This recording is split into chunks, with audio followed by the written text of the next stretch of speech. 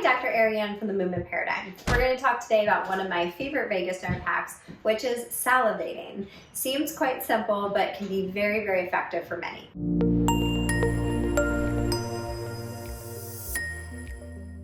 So as always, we always like to touch on the anatomy and why this is a powerful technique. So the vagus nerve is exiting the brainstem.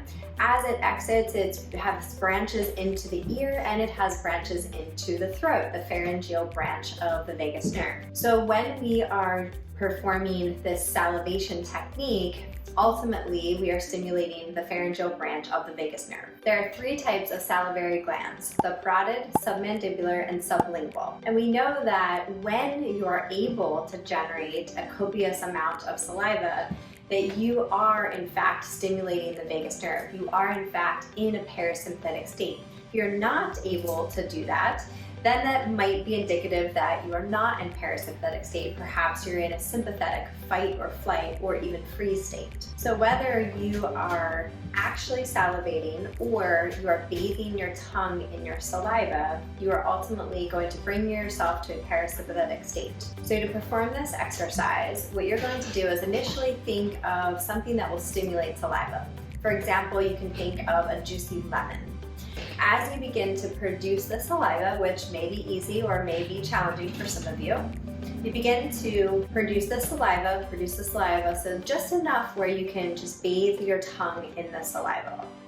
Once you do that, you're just going to wait patiently until whatever response you may have. That could come in a swallow because you feel like you it's stimulating a swallow, which is a response of your nervous system of relaxation. It can also come in the form of just feeling completely relaxed and calm. You can feel like you're just letting go of tension.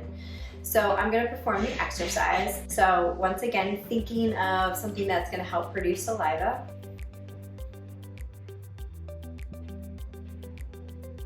Now bathing your tongue in it.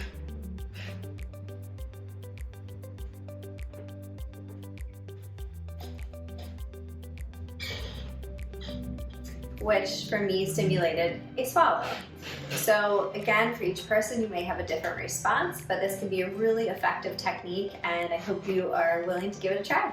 If this was helpful, make sure you give it a like, give it a share. I always like to hear the comments below of how that worked for you.